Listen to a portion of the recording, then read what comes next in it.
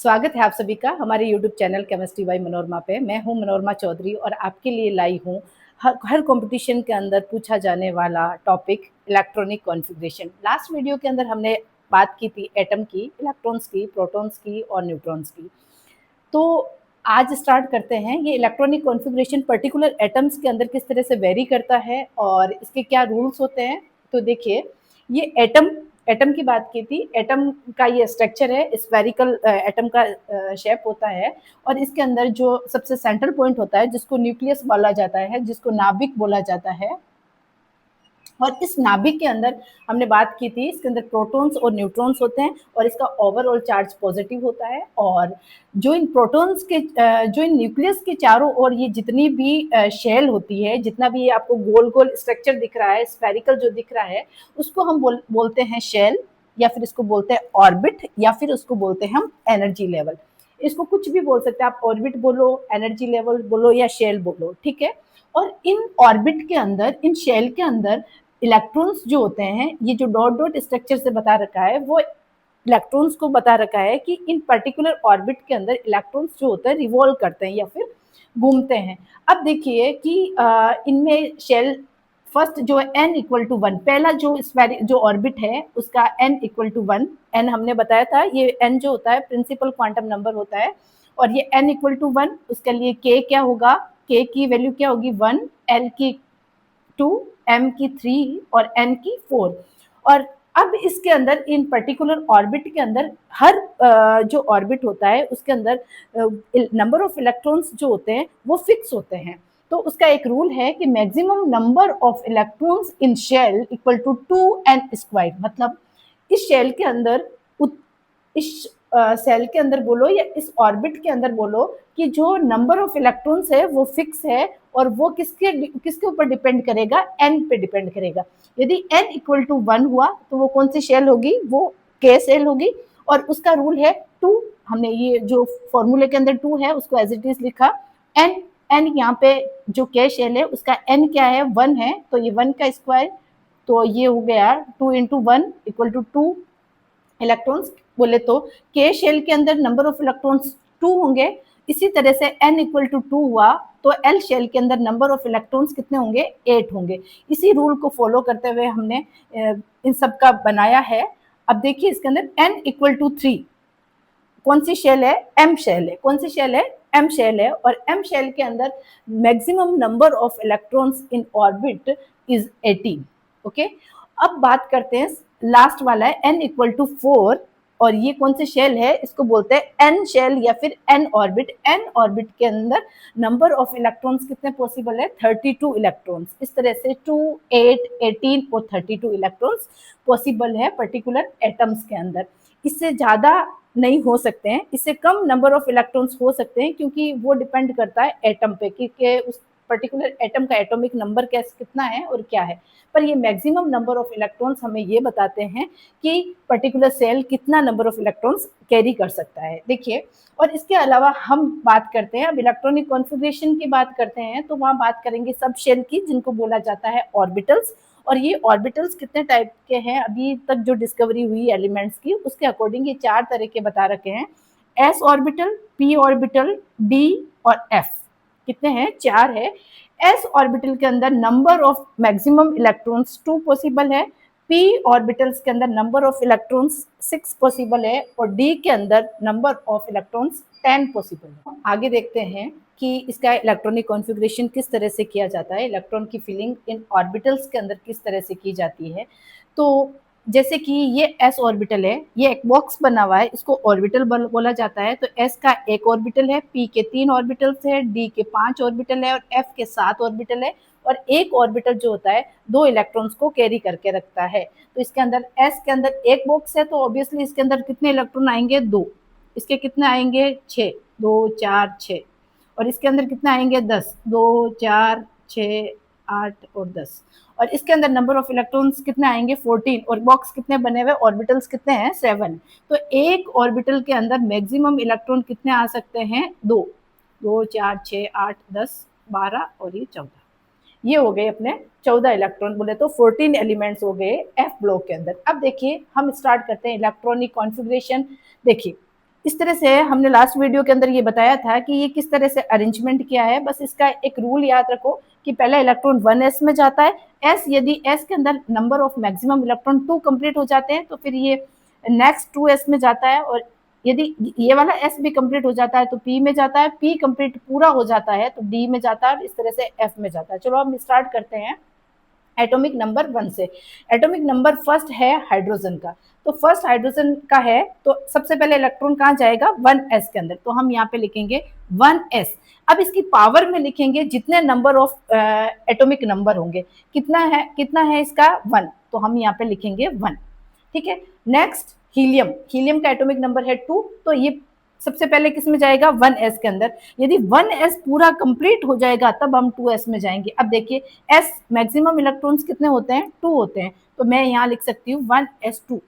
अब इसका मतलब है कि ये 1s जो है पूरा कंप्लीट हो चुका है। अब जाते हैं एटॉमिक नंबर 3 पे, और एटॉमिक 3 किसका है, ये है लिथियम का।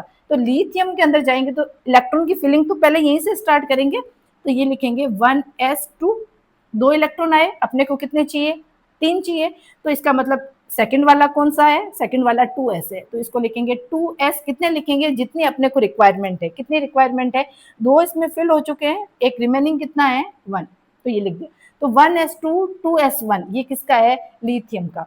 अब बात करते हैं एटॉमिक नंबर 4, ये है बेरिलियम का। तो सबसे पहले किस में जाएंगे 1s के अंदर, कितने भरेंगे s के अंदर मैक्सिमम 2, उसके बाद में ये फुल हो गया, फिर इसके बाद में जाएंगे 2s में, 2s में जाएंगे और s में भी कितने हो गए 2, और अपने को कितने चाहिए 4। ठीक है, कोई दिक्कत नहीं, 1s2 2s2। अब देखिए एटॉमिक नंबर बात करते हैं 5 की, और 5 कौन है बोरोन। अब देखिए सबसे पहले इलेक्ट्रॉन किस में जाएगा 1s के अंदर, कितना जाएगा 2 1s2, फिर उसके बाद में किस में जाएगा 2s के अंदर, और 2s कितना मैक्सिमम हो सकता है 2, तो 2 + 2 4 हुए, हमें कितने की रिक्वायरमेंट है 5 की। इसका मतलब ये दोनों ऑर्बिटल्स तो फुल हो चुके। तीसरा रूल क्या बोले कि तीसरे में आप जाओ 2p में, सबसे पहले तो हम गए 2p में। p मैक्सिमम कितना कैरी करता है 6 करता है, लेकिन अपने को 6 नहीं चाहिए, हमें जितने नंबर, ये मैक्सिमम नंबर ऑफ इलेक्ट्रॉन है, हम इलेक्ट्रॉन एक भी फिल कर सकते हैं, 2 भी कर सकते हैं, हम वो डिपेंड करता है एटॉमिक नंबर पे। तो यहाँ पे कितने हुए 2 2 4, अब कितना लेना अपने को 5, तो 2p1।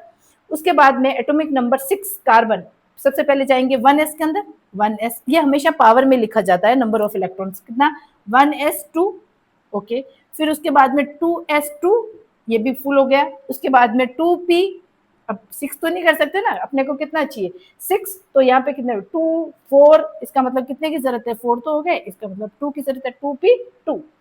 अब एटॉमिक नंबर है 7, एटॉमिक नंबर 7 किसका है नाइट्रोजन का। अब इलेक्ट्रॉन की फिलिंग यहाँ से शुरू करते हैं 1s2 2s2, इसके बाद में 2p, कितने की जरूरत है 2p में, अब कितने कंप्लीट हो गए 4, अब अपने को कितने की जरूरत है, अपने को करने 7, तो इसका मतलब कितने नंबर ऑफ इलेक्ट्रॉन आएंगे 3। तो देखो 2 4 और 4 और 3 7, और ये देखो एटॉमिक नंबर, इलेक्ट्रॉनिक कॉन्फ़िगरेशन के अंदर नंबर ऑफ इलेक्ट्रॉन्स उतने होंगे जितने एटॉमिक नंबर है। ठीक है, अब देखिए यहाँ पे एटॉमिक जब तक चार्ज नहीं है, न्यूट्रल एटम है जब तक।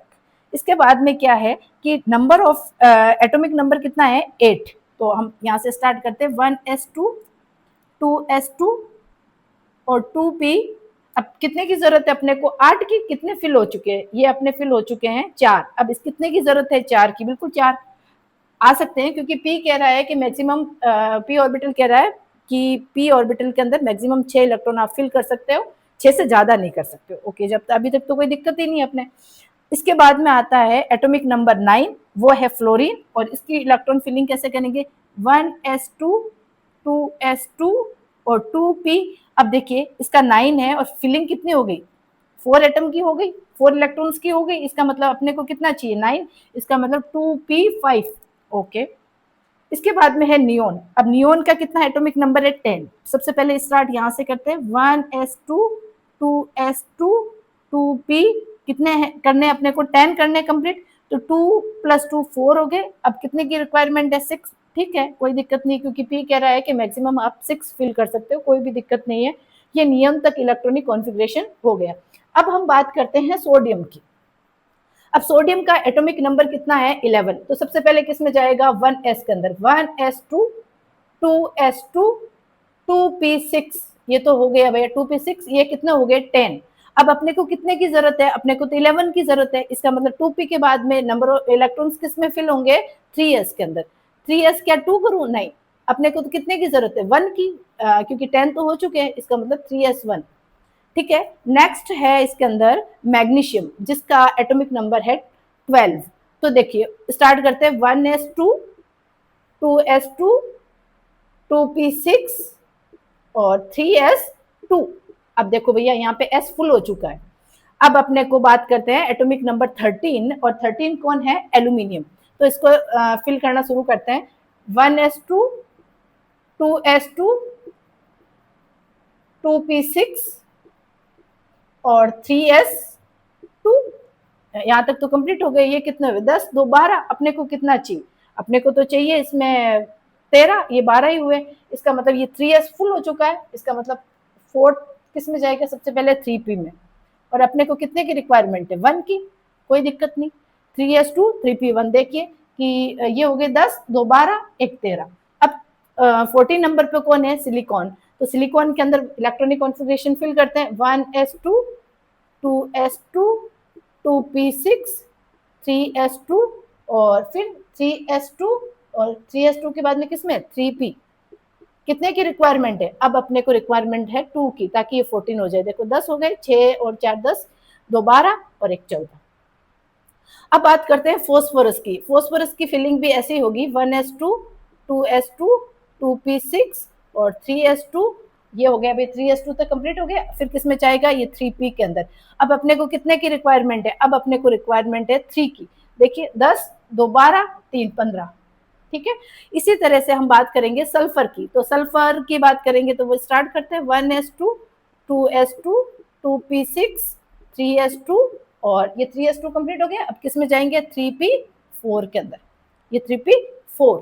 अब देखिए बात करते हैं एटॉमिक नंबर 17, वो है क्लोरीन। अब इसके अंदर इसका इलेक्ट्रॉनिक कॉन्फ़िगरेशन लिखते हैं, 1s2। ये देखिए यहाँ तक तो सेम ही चल रहा है, यहाँ तक सेम ही चल रहा है, बस p ऑर्बिटल जब तक इलेक्ट्रॉन फिल नहीं करेंगे, जब तक maximum number of electrons fill नहीं होंगे, जब तक तो इस p के अंदर ही भरा जाएगा। तो बस कुछ नहीं, सेम 2s2, 2p6, 3s2 और अपने यहाँ पे क्या कर देंगे 3p5। ये 10 हो गए, ये 2 12, 5 17। ठीक है, इसी तरह से आर्गन में जाते हैं, वही सेम है, 1s2, 2s2, 2p6, 3s2 और 3p6। अब भैया इसके अंदर p जो है वो फुल हो चुका है। अब 3p6 यदि कंप्लीट हो गया है तो हमें कहाँ जाना है, 4s के अंदर। जब तक इलेक्ट्रॉन्स ऑर्बिटल कंप्लीट नहीं होता है, नंबर ऑफ इलेक्ट्रॉन्स यदि पूरी तरह से मैक्सिमम नंबर ऑफ इलेक्ट्रॉन्स नहीं आते हैं, तब तक उसी के अंदर फिल करते हैं। यदि कंप्लीट हो जाते हैं तो नेक्स्ट ऑर्बिटल के अंदर इलेक्ट्रॉन्स की फिलिंग होती है। अब देखिए यहाँ पे ये सेम रहेगा, 1s2, 2s2, 2p6, 3s2, 3p6, 3p6 हो गया। अब इसमें किस में जाएगा, 4s के अंदर। अपने को कितने की रिक्वायरमेंट है, a की, 4s1। ठीक है, इसी तरह से कैल्शियम की, 1s2, 2s2, 2p6, 3s2, 3p6 and 4s2। अब देखो भैया इसके अंदर 4s जो है, s कंप्लीट हो चुका है। एस क्या हो चुका है, कंप्लीट हो चुका है। यदि एस कंप्लीट हो चुका है तो हम कहाँ पे जाएंगे, हम जाएंगे 3D के अंदर। लास्ट इलेक्ट्रॉन किस में जाएगा, 3D के अंदर। देखिए 1s2, 2s2, 2p6, 3s2, 3p6, 4s2। ये 4s2 हो गया। अब अपने को कितने की रिक्वायरमेंट है, ये 20 हो चुके हैं, एक की रिक्वायरमेंट है। और ये किस में जाएगा, 3D के अंदर जाएगा। ये हो जाएगा, ये हो जाएगा 3D1। इसी तरह से टाइटेनियम की कुछ नहीं। अब देखो ये तो सारे इलेक्ट्रॉन फिल हो चुके हैं, दो एस में मैक्सिमम 2, पी के अंदर मैक्सिमम देखो 6। और इसका मतलब अब इलेक्ट्रॉन जो फिल होगा वो डी के अंदर होगा, और कुछ भी नहीं है इसके अंदर, एज इट इज वैसे ही। 1s2, 2s2, 2p6, 3s2, 3p6, 4s2 और 3d2। अब इसके अंदर ही फिल करेंगे, कब तक फिल करेंगे, जब तक डी के अंदर 10 नहीं आ जाए। अब देखिए ये vanadium, 1s2, 2s2, 2p6, 3s2, 3p6 और 4s2 और 3d3। अब बात करते हैं क्रोमियम की। अब इसमें भी सेम ही, 1s2, 2s2, 2p6, 3s2 और 3p6 और 4s2 और 3d4। अब ये हमने इलेक्ट्रॉनिक कॉन्फ़िगरेशन किया है, यहाँ पे हमारी ये गलत है, ये इलेक्ट्रॉनिक कॉन्फ़िगरेशन इतना सा क्या है, गलत है। और ये क्यों गलत है? क्योंकि हम रूल के अकॉर्डिंग चल रहे हैं, उसके अकॉर्डिंग तो सही है, कोई दिक्कत नहीं है, लेकिन ये जो एटम है, पर्टिकुलर ये क्रोमियम जो एटम है, वो इस तरह से एग्जिस्ट नहीं करता, उसका एक कारण है। जैसे कि मान लीजिए एस है, एस के अंदर मैक्सिमम कितने इलेक्ट्रॉन जाते हैं? 2। पी के अंदर मैक्सिमम इलेक्ट्रॉन कितने जाते हैं? जैसे 6। और डी में कितने जाते हैं? 10। और एफ के अंदर कितने जाते हैं? 14। यदि मैं इसका आधा कर दूं, मतलब एस के अंदर आधा कर दूं, तो एक जाएगा, उसको बोलते हैं हाफ फिल्ड। अभी ये फुल्ली फिल्ड है, मतलब अपना ऑर्बिटल के अंदर maximum number of electrons present है। अब इसमें कोई स्पेस नहीं है कि कोई तीसरा आ जाए, ठीक है। अब इसका जस्ट आधा करेंगे तो एस में 2 है, 2 का हाफ फिल्ड क्या हो जाएगा? 1। पी का 3 हो जाएगा हाफ फिल्ड, डी का 5 हो जाएगा, एफ का 14 है तो इसका हाफ फिल्ड 7 हो जाएगा। अब देखिए यहाँ पे हम बात करते हैं डी की, क्योंकि लास्ट क्या है? एस और डी के बीच में, तो 1 2 3 4 और 5। अब ये कितने? 10, 6 8 और 10। अब इसका हाफ फील्ड क्या होगा? इसका हाफ फील्ड मतलब इसका जस्ट आधा, तो यहाँ पे कितने इलेक्ट्रॉन भरेंगे? 1 2 3 4 5, 5 भरेंगे। अब इसका मतलब ये है फुल्ली फिल्ड, ये क्या है? फुल्ली फिल्ड, पूर्ण भरित, पूर्ण पूरित। और ये है हाफ फिल्ड, ये है हाफ फिल्ड। तो इसका मतलब कोई भी एटम या तो फुल्ली फिल्ड फॉर्म के अंदर स्टेबल होता है या फिर हाफ फिल्ड के अंदर स्टेबल होता है। बीच वाली स्टेप में अंदर वो इतना स्टेबल नहीं हो पाता। अब देखिए यहाँ पे कहानी क्या है कि एस जो है उसके पास 2 है और डी के पास कितने हैं? 4 है।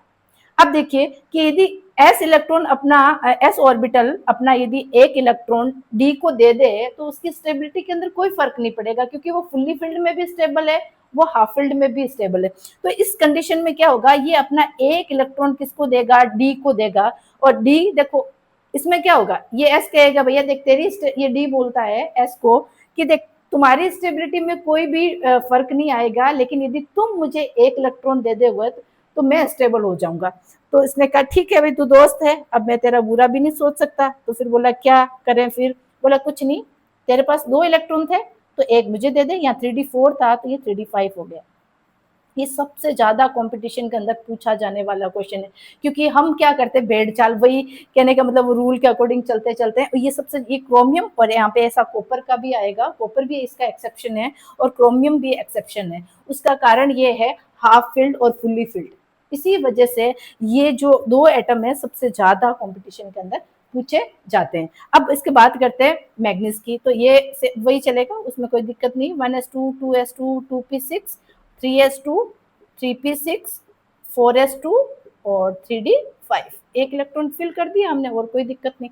इसी तरह से आयरन की बात करेंगे, 1s2 2s2 2p6 3s2 3p6 4s2 और 3d6। इसमें एक लास्ट में एक शॉर्ट ट्रिक भी बताऊंगी, आपको अच्छा लगेगा, लेकिन एक बार सिस्टमेटिक पढ़ना जरूरी है। शॉर्ट ट्रिक कब यूज करते हैं? कि बहुत ही ज्यादा इमरजेंसी होती है, लेकिन हर चीज को डीपली उसको पढ़िए कि वो किस तरह से हो रही है, क्यों हो रही है। जैसे यहाँ पे एक्सेप्शन है, हम ऐसा नहीं पढ़ाएंगे कि आपको ये एक्सेप्शन है आपको याद रखना, हर एक्सेप्शन की भी एक वजह होती है, और इसकी वजह जैसे हाफ फील्ड और फुल्ली फील्ड वाला है। कोबाल्ट में देखिए 1s2 2s2 2p6 3s2 3p6 4s2, और ये इलेक्ट्रॉन कब तक भरेंगे? जब तक 10 कंप्लीट नहीं हो जाए। तो अपने को कितने की जरूरत है? एक की जरूरत है, मतलब 6 है, एक और फिल करेंगे 7 हो जाएगा। इसी तरह से निकल का 1s2 2s2 2p6 3s2, और इसके बाद में ये किस में जाएगा? 3p6 4s2 और 3d8। अब देखिए कहने का मतलब है, देखो यहाँ तक मैं आपको वापस वहां जाके क्यों नहीं बता रही हूँ, इसका कारण ये देखिए यहाँ तक इलेक्ट्रॉनिक कॉन्फ़िगरेशन क्या है, कोई डिस्टर्ब नहीं हो रहा है यहाँ तक। बस यहाँ पे ये डी के अंदर इलेक्ट्रॉन भर रहे हैं ना, वही चेंज हो रहे हैं, एक भरता जा रहे हैं। देखो यहाँ तक तो सेम है, इसके बाद में D1 D2 D3, और यह एक्सेप्शन वाला है, इसने अपना एक इलेक्ट्रॉन इसको दे दिया ट्रांसफर करने की वजह से। और ये फिर 5 फिर 6 फिर 7 फिर 8। अब देखो कॉपर के अंदर में भी क्रोमियम की तरह ही ये रूल्स को फॉलो करता है, 1s2 2s2 2p6, और इसके बाद में ये 3s2 3p6 4s2 होना चाहिए और 3d9 होना चाहिए। होना तो ये चाहिए, रूल तो यही कहता है कि इसके अंदर 4s2 3d9, क्योंकि यहाँ तक तो मैंने अभी बोला देखो सारा इलेक्ट्रॉनिक कॉन्फ़िगरेशन जो है वो सेम आ रहा है यहाँ से स्कैडमियम से लेकर, ठीक है। लेकिन अब ट्विस्ट दो जगह आते हैं यहाँ पे, एक क्रोमियम में आता है और एक कॉपर में आता है। होना तो ये चाहिए, लेकिन ये कहता है कि भाई कोई भी एटम है उसके अंदर उसकी स्टेबिलिटी कब है, जब वो हाफ फिल्ड है या फिर फुल्ली फिल्ड है। तो सब चाहते हैं, और जैसे हम लोग चाहते हैं कि हम स्टेबल रहें, उसी तरह से एटम भी वैसे ही बिहेवियर करते हैं। बस वो है कि आप उनको पढ़ते नहीं, आप उनको समझते नहीं हो, तो वो आपको दिक्कत होती है कि वो नहीं, वो वैसा व्यवहार नहीं करते। जैसा हम बिहेवियर है अपना, वैसा ही एटम्स का बिहेवियर है। वो कहता है भाई चल कोई नहीं, ऐसा कर, एस तेरे पास तो वैसे भी तू इस फॉर्म में भी तू स्टेबल है, और तेरे पास यदि एक इलेक्ट्रॉन है तो भी तेरे पास स्टेबल है। तू ऐसा कर, मुझे एक इलेक्ट्रॉन दे दे ताकि मैं डी के अंदर कितना कर दूं, 10 कर दूं। ओके, देखो बस ये दो क्वेश्चन। देखो वैसे कंपटीशन के अंदर, एग्जाम्स के अंदर कुछ भी क्वेश्चन आ सकता है, लेकिन मोस्ट प्रोबेबिलिटी एग्जाम के अंदर आने की चांस है क्रोमियम और कॉपर। और जिंक के अंदर बस कुछ नहीं, वो सेम ही रहेगा, यहाँ तक तो बिल्कुल ही सेम रहेगा। 1s2, 2s2, 2p6, 3s2, 3p6, 4s2 और 3d10, कोई दिक्कत नहीं। एक इलेक्ट्रॉन फिल करना था, 10 ये डी के अंदर तो 10 कंप्लीट हो गए। अब इसमें तो अपन फिल कर नहीं सकते, अपन किस में भरेंगे, क्योंकि एस अभी अधूरा है, एस के अंदर फिल कर दिया। और इस तरह से ये इलेक्ट्रॉनिक कॉन्फ़िगरेशन 1 to 30 हो गए हैं, और इसमें कोई भी दिक्कत नहीं। इस रूल को फॉलो करिए, और बस क्रोमियम और कॉपर का बहुत ज्यादा आपको ध्यान रखने की जरूरत है, क्योंकि ये सबसे ज्यादा पूछा जाने वाला है। और अब इसके लिए क्या ही बोलूं, हर कंपटीशन के अंदर अपनी झलक दिखाई देता है, और बच्चे वहां गलती करने के चांस रहते हैं, क्योंकि एक तो इतनी सारी बुक्स पढ़ के आते हैं, इतना दिमाग पे प्रेशर रहता है, और फिर उसके बाद में ये रूल्स याद आ जाता है। हम उस टाइम ये भूल जाते हैं कि ये जो क्रोमियम और कॉपर है वो एक्सेप्शन है, वो रूल फॉलो नहीं कर पाता है, और उसका कारण है हाफ फिल्ड और फुल्ली फिल्ड। कुछ भी नहीं, देखिए अब यहाँ तक इसका इलेक्ट्रॉनिक कॉन्फ़िगरेशन आप देखिए, ये यहाँ तक देखो सेम ही चल रहा है।